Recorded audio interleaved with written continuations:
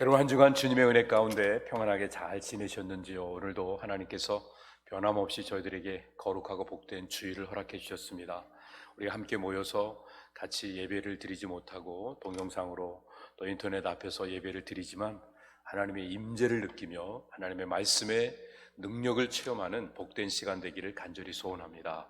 우리 주님이 지금까지 인도하신 그 놀라운 은혜를 기억하면서 우리 주님 앞에 영광과 찬송이 되는 삶을 살기를 바라면서 우리 주님께 영광 돌리는 찬양의 인사를 한번 드리도록 하죠. 할렐루야! 감사합니다. 이제 사람들이 코비드 19이 지나가고 나면 세상이 바뀔 거라고도 이야기를 합니다. 우리가 지금 쓰고 있는 그 연대는요, AD와 BC로 나누어서 예수님 이전과 예수님 이후로 이제 사용을 하고 있는데, 아마 사람들이 이제 코비드 19 이전에를 before 코비드 19, 그 다음에 after 코비드 19, 그래서 이제 AD 대신에 C 이렇게 쓰지 않을까, 이런 생각들을 하는 이런 사람들이 있습니다. 물론 예수님의 탄생이 정말 중요한 것이고 인류의 또 구원의 역사의 시작이기 때문에 이것이 바뀔 수는 없겠지만, 그만큼 사람들이 불안해하고 있다고 하는 그 사실을 보여주고 있는 단면이라고 볼 수 있습니다. 우리는 이제 아무것도 확정적인 것이 없는 삶을 살고 있습니다. 누군가 이렇게 만났는데 지금은 건강해 보이지만 바이러스를 보균할 수도 있고, 또 그분이 조금 있다가 어떻게 갑자기 또 쓰러질 수도 있을지 모르니까 이제 우리는 누구를 만나도, 어떤 일을 만나도 불확정성 속에서 삶을 살아갈 수밖에 없게 됩니다.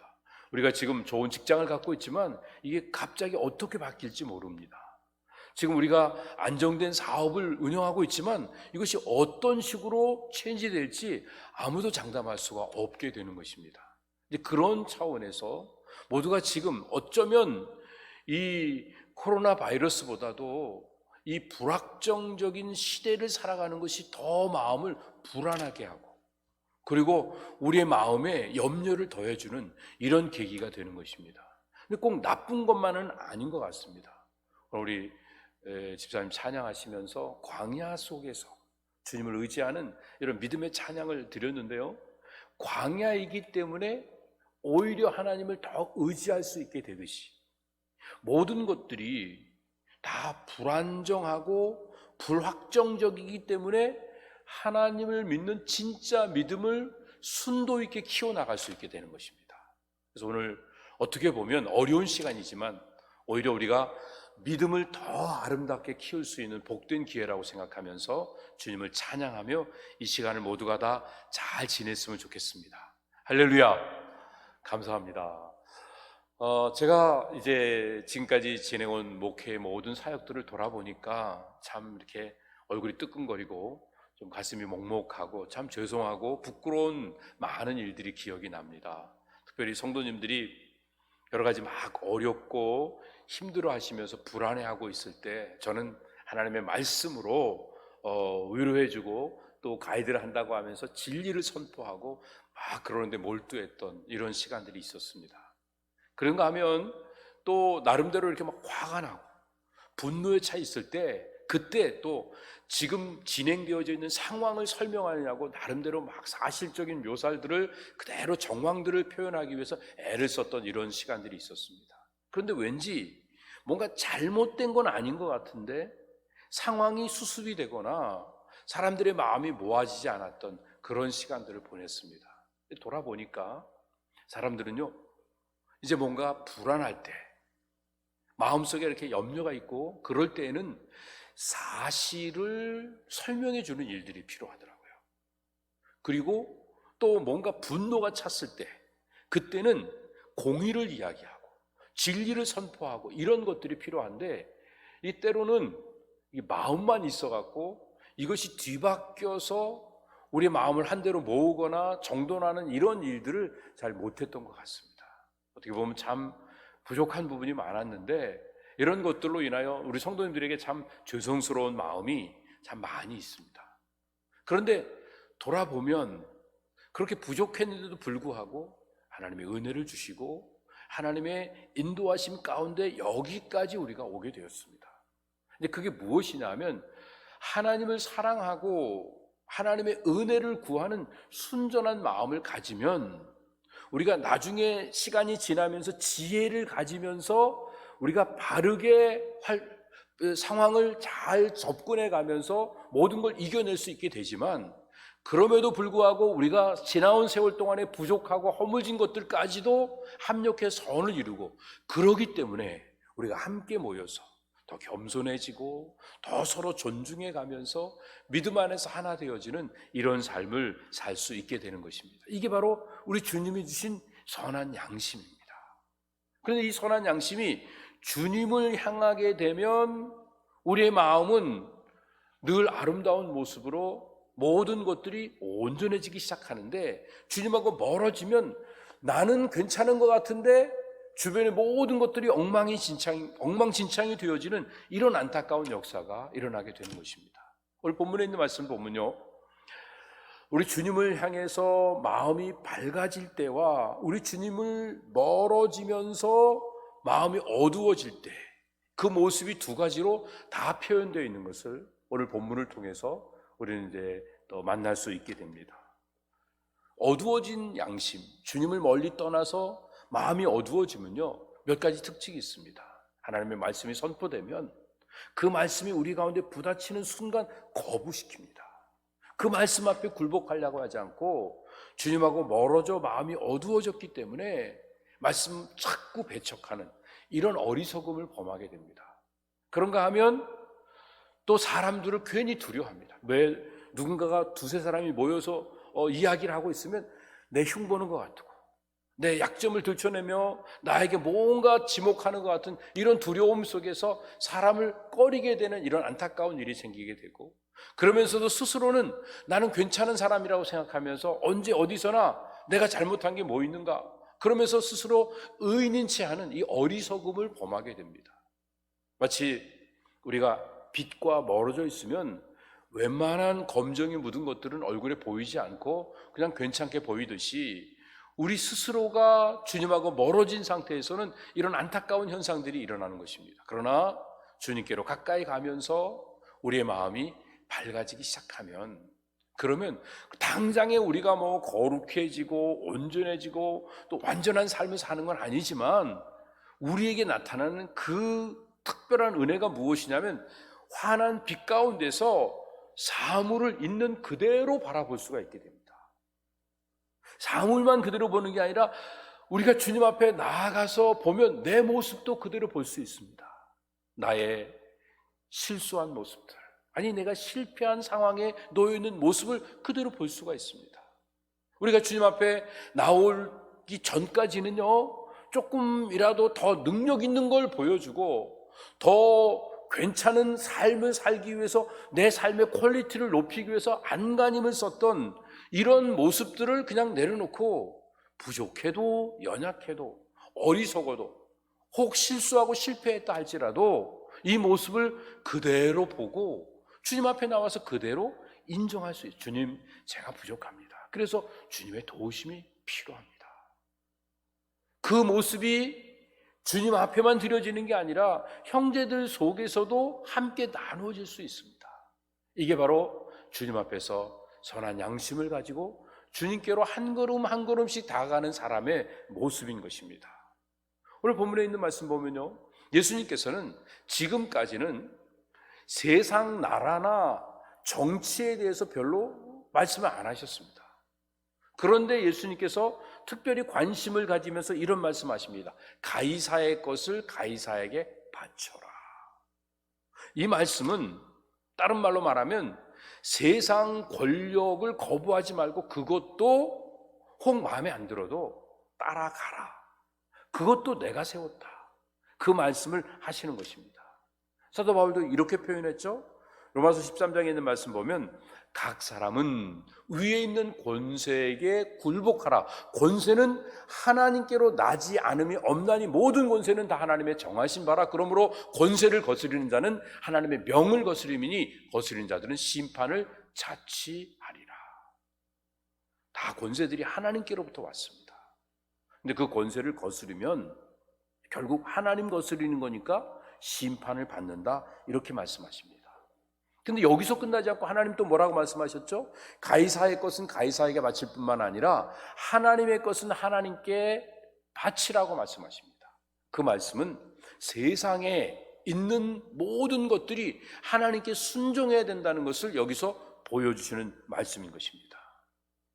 오늘 본문의 배경은요, 예수님께서 포도원 비유를 통해서 바리새인과 서기관, 유대 종교 지도자들에게 경고를 하시는 말씀인데, 그 비유의 말씀을 듣기는 듣고 그게 자기들에게 지목해서 말씀하신 걸 알았으면 뉘우쳐 회개해야 될 텐데, 그렇지 않고 아니 나한테 이렇게 직접 대놓고 이럴 수가 있어? 가만히 두면 안 되겠네. 그러면서 예수님을 잡아 죽일 음모를 꾸미면서 정탐꾼을 불러다가 정탐꾼을 통해서 막 선한 말을 하게 하고, 그래서 막 편안하게 예수님이 뭔가를 말씀하시면 거기서 책을 잡아서 예수님을 그 로마의 군인들한테 권력에 갖다가 넘겨야 되겠다, 이 계책을 세우고 있었지만 예수님은 전혀 거기에 넘어가시지 않고 책 잡힌 말씀을 하시지 않았기 때문에 아무도 뭐라고 할 수가 없었습니다. 그런데도 불구하고 보면요, 예수님께서 책 잡힐 말씀을 안 하셨는데도 악한 무리들은 자기 멋대로 예수님의 말씀을 해석을 하니까 예수님이 말씀하신 것을 그냥 세금 바치는 거 예수님이 금했다, 그러면서 누가복음 23장에 있는 말씀은 그 죄목을 가지고 빌라도 법정에 고발해서 예수님을 죽이려고 하는 이런 음모를 꾸미고 이렇게 거짓 증거를 하는 이런 모습들을 보게 됩니다. 때로는 우리가 선한 말을 해도 악한 자들은 우리에게 뭔가 이 악한 혀로 왜곡을 시켜갖고 우리를 거짓 증거자로서 거짓 증거를 대갖고 우리를 책잡으려고 하고 우리를 고소하는 이런 일들을 얼마나 많이 하는지 모릅니다. 왜냐하면 그들은 거짓의 아비인 사탄의 심부름을 하고 있기 때문에 그렇습니다. 누군가가 나를 이 거짓으로 모함할 때 그를 미워하지 말고 사탄과의 대적을 하는 그런 마음으로 그를 오히려 긍휼히 여길 수 있는 이런 마음, 그래서 그 사람을 위해서 축복해 줄 수 있는 이런 마음을 갖는 일이 필요한 것입니다. 자, 오늘 본문을 보죠. 19절에 있는 말씀입니다. 서기관들과 대제사장들이 예수의 이 비유는 자기들 가리켜 말씀하신 줄을 알고 즉시 잡고자 하되 백성을 두려워하더라. 예수님이 비유로 말씀하신 걸 이 서기관 바리새인들은 이해했어요. 무슨 말인지 다 알아들었어요. 그런데 마음을 움직이지 않았어요. 말씀을 들었으면 하나님께로 가까이 가야 되는데 말씀을 듣고 하나님께서 또 멀어지고 있는 이런 모습을 보게 됩니다. 그러면서 분노합니다. 분명히 예수님 말씀하셨죠. 그 비유를 거절하는 자, 비유의 레슨을 통해서 결국은 그런 자들은 심판을 받을 거다. 이 악한 농부같이 종들을 죽이고 아들까지 잡아 죽인 이 사람들을, 종들을 때리고 아들까지 죽인 이 사람들을 반드시 심판할 거라고 말씀을 하셨는데도 이 유대 종교 지도자들은 여전히 그냥 예수님을 잡아 죽이려고 음모를 하고 계속 시도를 합니다. 하지만 사람들이 많이 있으니까, 아까 뭐라 그랬죠? 사람들을 두려워한다고 그랬죠? 하나님에게서 멀어진 사람들은 말씀을 거부하는 거로 끝나지 않고 사람들을 두려워해요. 그 보이는 사람들을 두려워하는데 사람들이 웅성웅성대면서 예수님께 뭔가 더 관심을 갖고 예수님에게 주목하는 것 같으니까 두려워서 어쩔 줄 모르고 귀에만 엿보면서 그 다음에 사람을 보냅니다. 20절 말씀이요. 이에 그들이 엿보다가 예수를 총독의 치리들 권세 아래 붙이려 하여 정탐들을 보내어 그들로 스스로 의인인 체하며 예수의 말을 책잡게 하니, 여기서 정탐들을 보냈다고 무리를 보낸 것을 말합니다. 근데 여기에는요, 바리새인의 제자들도 있었고 헤롯 당원들도 함께 있었습니다. 근데 이 두 부류는요, 원래 상극입니다. 헤롯 당원들은 로마 주둔군들을 협조하면서 친정부적인 역할을 하는 사람들이고, 여기서 이야기하는 바리새인의 제자들은요, 로마 군대들을 싫어했습니다. 반정부적으로 뭔가 자기들이 나라를 또 이렇게 세워야 된다고 생각했던 사람들입니다. 절대 합할 수 없는 사람들인데 예수님을 잡아 죽이려고 하는 한 가지 목적 때문에 두 사람이 같이 의논하고 있는 모습을 봅니다. 우리도 그런 모습 보죠. 두 사람이 절대 화합할 수 없는데 한 가지 나쁜 목적을 갖고, 그리고 두 사람이 화합하고 있는데 언젠가는 또 갈라지겠죠. 그런데요, 이 예수님을 잡아 죽이는 목적을 이루기까지는 힘을 합쳐가는 이런 모습을 보게 됩니다. 그래서 그 정탐들이 한 마음으로 예수님께 와서 의인인 체 하면서 예수님의 가르침을 참 귀를 기울여서 듣는 이런 그 모습을 가지며 예수님 막 칭찬하고 있습니다. 21절이요, 그들이 물어가로되 선생님이여, 우리가 아노니 당신은 바로 말씀하시고 가르치시며 사람을 외모로 취하지 아니하시고 오직 참으로서 하나님의 도를 가르치시나이다. 뭐라고 호칭을 하죠?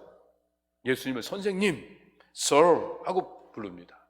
누가 지나가는데 어이 그러지 않고 선생님 그러면 좀 분위기가 달라지겠죠? 미국에서도 Sir 그러면서 부르면 뭔가 이렇게 공손한 분위기가 이렇게 편안하게 접근이 되겠죠.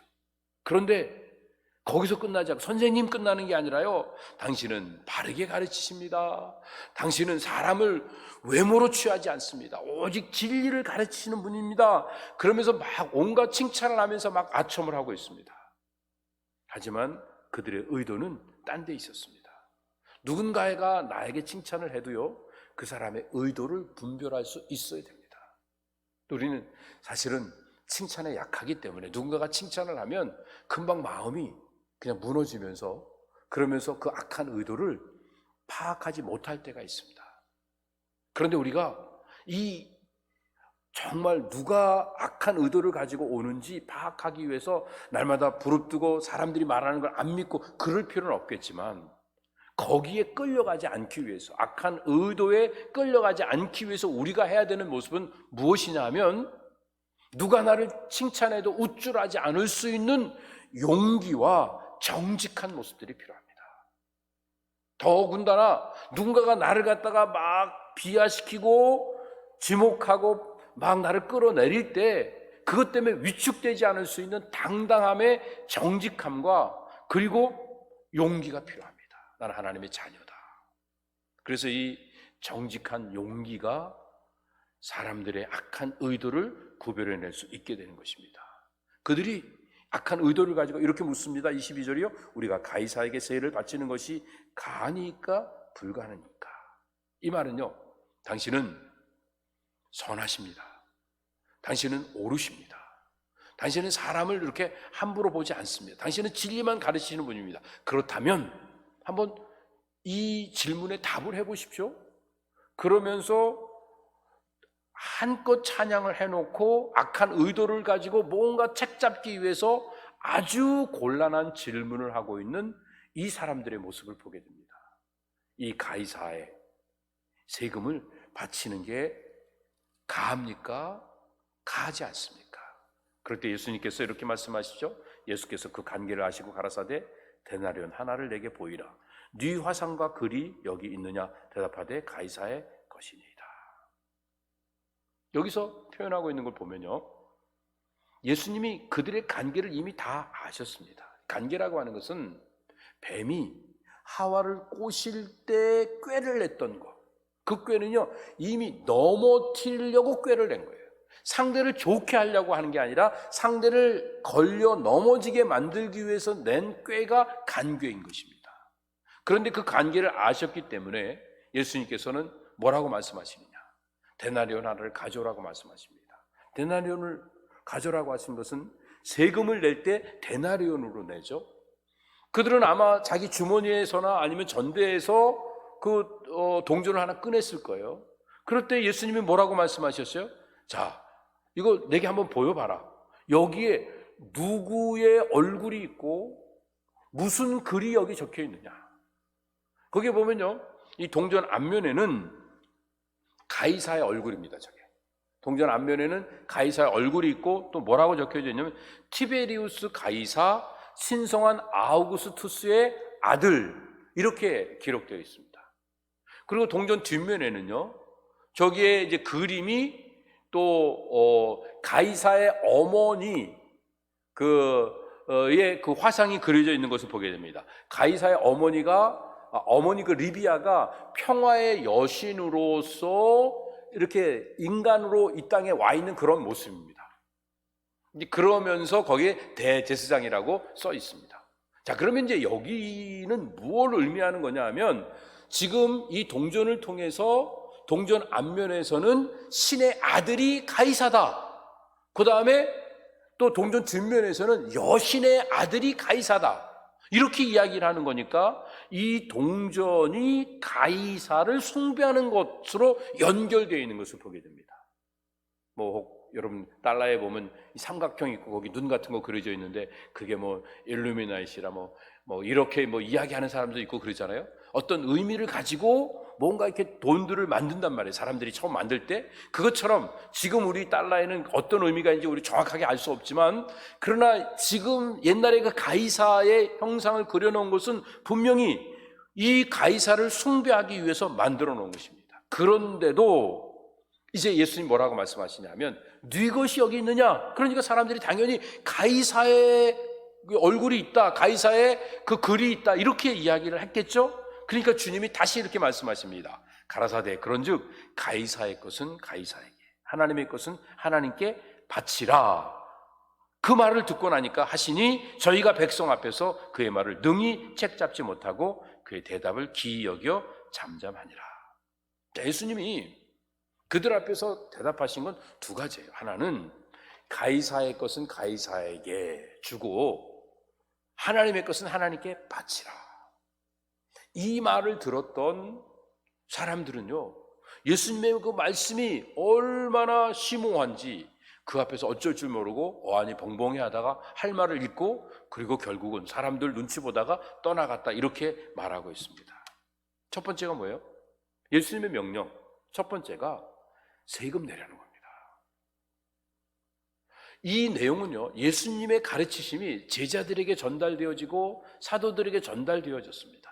그래서 서신서에 보면 이 내용들이 아주 반복적으로 분명하게 나와 있는 것을 보게 됩니다. 로마 13장에 보면 모든 자에게 줄 것을 주되 공세를 받을 자에게 공세를 바치고 국세를 받을 자에게 국세를 바치고 두려워할 자를 두려워하며 존경할 자를 존경하라. 그리고 베드로 사도도 뭐라고 이야기하냐면, 인간의 세운 모든 제도를 주를 위하여 순복하되 혹 위에 있는 왕이나 혹은 악행하는 자를 징벌하고 선행하는 자를 포장하기 위하여 그의 보낸 방백이게 하라. 왕만 아니라 그 관료들에게도 이제 순종을 하라, 이렇게 말하고 있습니다. 무엇 때문에?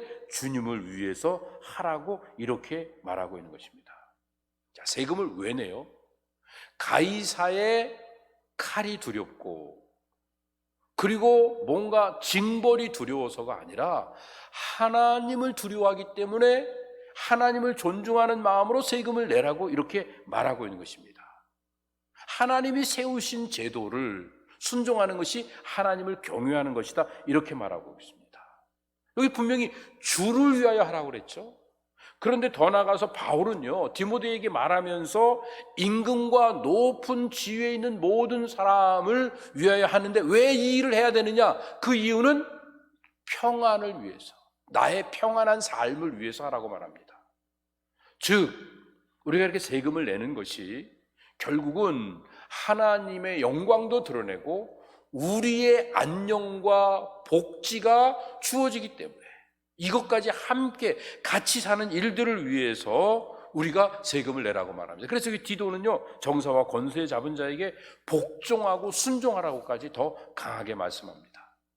이 말을 잘못 오해하면 권력에 대해서 무조건 순종하고 권력에 그냥 맹종하듯 끌려가라고 강요하고 있는 것으로 생각하기 쉽습니다. 그렇지 않습니다. 예수님은요, 분명히 잘못된 지도력에 대해서 비판을 하셨습니다. 세례 요한도요, 헤롯 왕에 대해서 분명히 지적하고 또 비판하다가 결국은 목이 잘려 죽게 된 겁니다. 그 일을 성경이 분명히 우리에게 요구하고 있습니다. 그렇지만 그럼에도 불구하고 예수님께서는요, 세금을 내시는 정도가 아니라 십자가에 죽으시는 형벌, 얼마나 부당한 판결입니까? 그럼에도 불구하고 그 판결까지 그대로 다 받으셨습니다. 그러니까 하나님이 부활의 영광으로 함께 하셨죠. 자, 오늘 말씀 속에서 가이사의 것은 가이사에게, 하나님의 것은 하나님에게 드리라라고 말씀하셨습니다. 이 말을 잘못 오해하면요, 가이사의 거가 아니라고 생각하고 가이사에게 드리는 게 이 납득이 안 된다고 하면 세금 안 내도 된다, 그런 의미로 받으면 안 되는 것입니다. 예수님이 바칠 걸 바치기 위해서 물고기 뱃속에 있는 동전끈에다가 베드로 보고 바치라고까지 하시는 이 말씀까지 하셨습니다. 세상의 법, 권력이 선하지 않아도 따라가야 된다, 이렇게 말씀하신 겁니다. 그러면 우리가, 예수님을 믿는 우리가 그럼 어떻게 해야 됩니까? 우리도 그런 상황에 직면하게 되었을 때 정당하지 않은 권력, 또 어떤 면에서 봤을 때 우리가 받아들이기 힘든 이 상황, 그랬을 때 우리가 어떻게 되는가? 그것을 위해서 안타까운 마음을 가지고 기도하는 이런 일들이 우리에게 필요한 것입니다. 다른 말로 말하면, 쉽게 간단히 표현해서 부당하게 부과된 세금이라도 내면서 그 일을 위해서 또 단원도 하고 절차도 받고 그리고 계속 기도하고 이 제도를 고쳐나가기 위해서 같이 힘을 모으는 일들을 하지만 거기에 순복해서 따라서 행하라, 이렇게 말씀을 하고 있는 것입니다. 흔히들 우리가 세금을 냈느냐 안 냈느냐 이 문제로 접근을 하는데, 사실 성경이 요구하고 있는 것은 세금의 문제가 아닙니다. 이건요, 지금 나는 누구의 통치를 받고 있는가의 문제인 것입니다. 주님이 하시는 말씀을 잘 들어보면 내가 이 세상에서 어떤 존재로 살아야 되는가에 대한 답을 오늘 말씀을 통해서 깨달을 수가 있습니다. 주님이 세우신 통치자입니다. 그 통치자에게 순복하는 것이 곧 하나님의 권위를 인정하는 것이 된다는 이 말씀을 우리에게 분명히 하고 계십니다. 그리고 두 번째는 명령이 하나님의 것은 하나님께 바치라, 이렇게 말씀하십니다. 동전이 있습니다. 데나리온 동전에 누구의 형상이 있다고요? 가이사의 동전이 있습니다. 가이사의 형상이 있습니다. 그래서 이 누구 거냐 그러니까 가이사 거라고 말했죠. 그러니까 예수님께서 가이사의 것은 가이사에게 바치라고 말합니다. 가이사의 형상이 있는 동전은 가이사에게 드린다고 하면, 하나님의 형상이 새겨져 있는 우리 인간은 어디에 드려져야 되겠습니까? 물질의 마음을 뺏겨야 되겠습니까? 세상에 우리 자신을 뺏겨야 되겠습니까? 하나님께 우리 자신을 하나님이 기뻐하시는 거룩한 산 제사로 드려야 되겠습니까? 너무도 분명한 결론이 아니겠습니까? 바울이 너희 몸을 하나님이 기뻐하시는 거룩한 산 제물로 드려라, 이게 영적인 예배다. 우리 몸은 안 드리고 우리의 물질은 안 드리고 그리고 우리는 예배 드린다고 그러면 하나님이 그 예배를 받으실 수가 없게 됩니다. 모든 게 다 하나님 겁니다.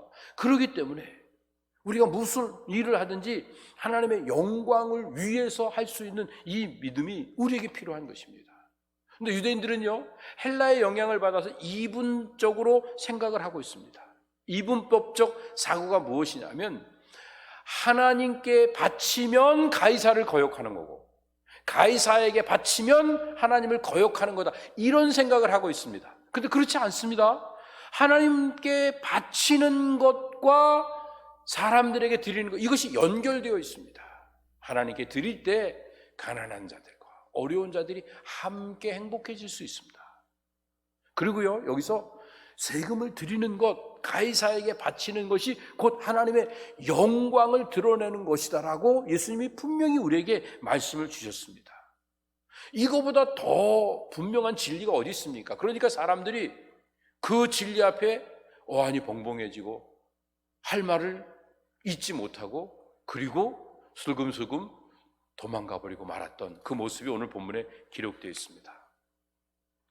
우리는 소유에 관심이 많습니다. 내가 뭘 갖느냐. 그런데 예수님의 생각은 다르셨습니다. 그래서 한 부자를 만났을 때 부자 청년에게 내 소유를 팔아 가난한 자들에게 나눠주라, 그리고 나를 따르라고 말씀을 하셨습니다. 생각의 전환이 필요합니다.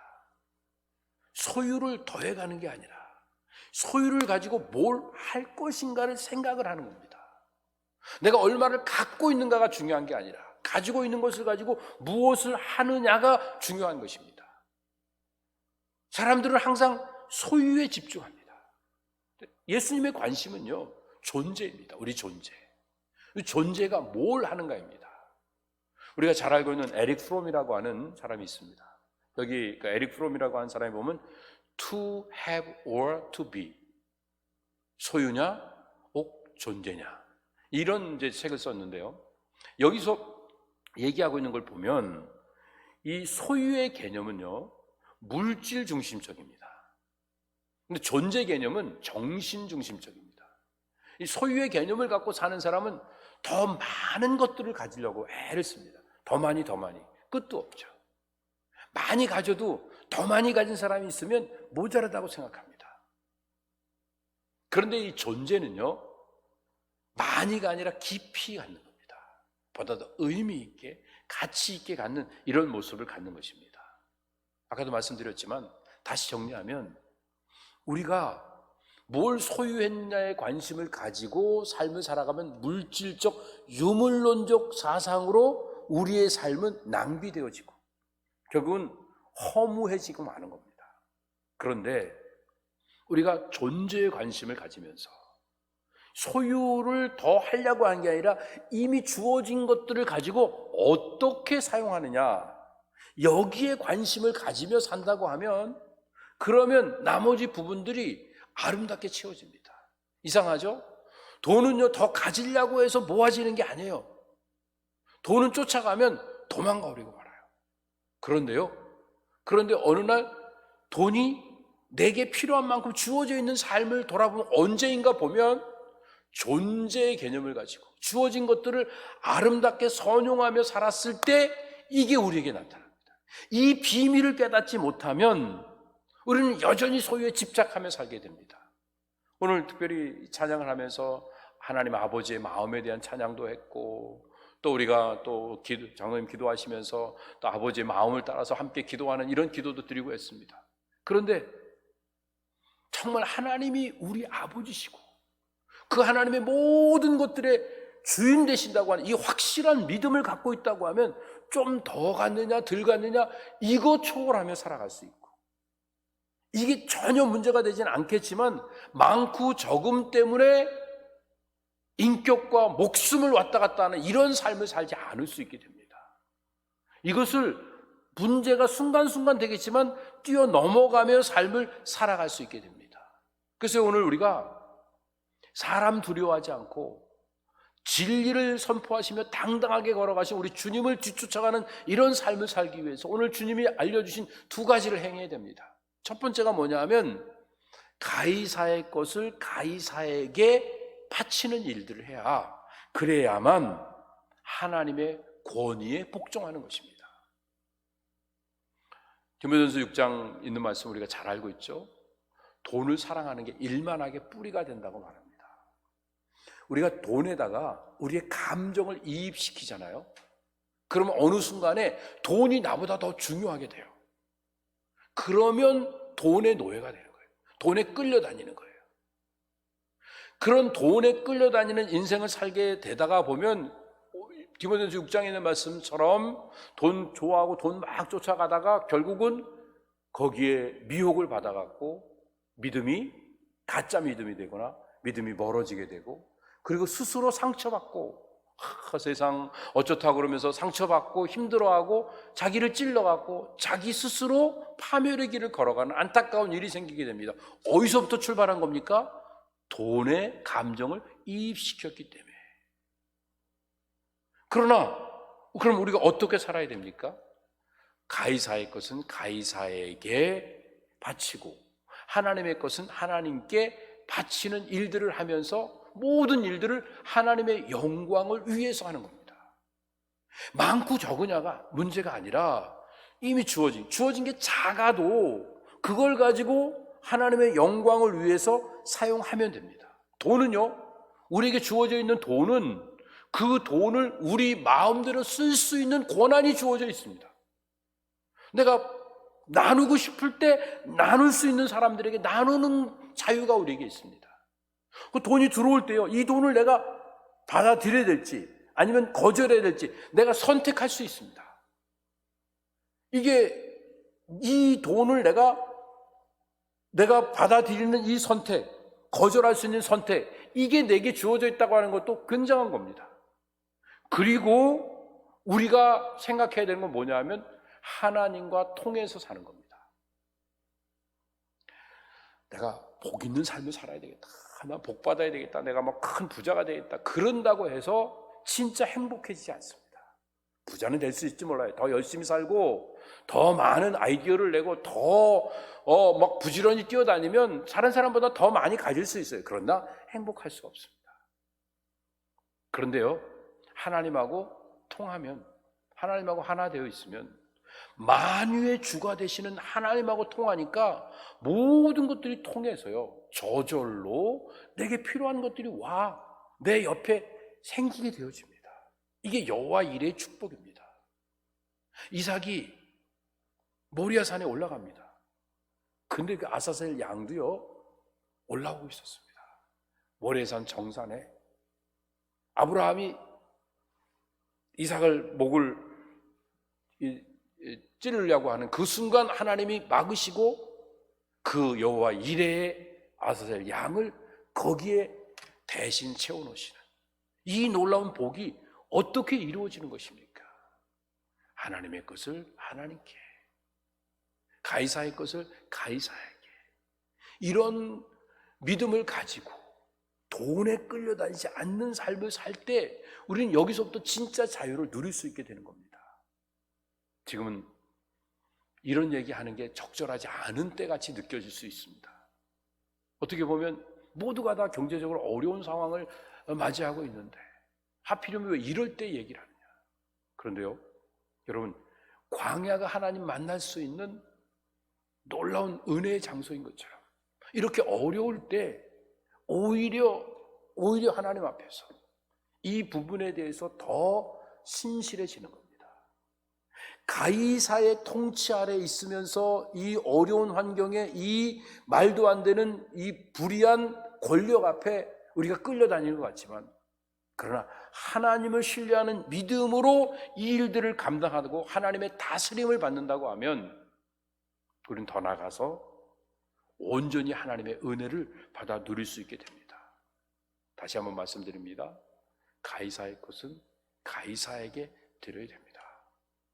그리고 하나님의 것을 하나님께 온전히 드려야 합니다. 온전하게 바치면 그 자리가 영광의 자리가 됩니다. 우리 예수님이 하나님과 하나 되는 그 모습을 갖게 되는 순간에 하나님의 영광이 그 자리에 임해서 그 영광이 온 천하에 드러났던 것처럼 오늘 우리도요, 그냥 주님과 하나 되어서 주의 말씀을 따라서 그대로 순종하는 삶을 살면, 이 계산하는 게 아니에요. 이건요, 그냥 하는 거예요. 그냥 마음으로 하나님 앞에 가이사의 것은 가이사에게. 이거 낳고 나면 나 뭐 남지? 나 뭐 먹고 살지? 이런 거 아니에요. 하나님 것은 하나님께.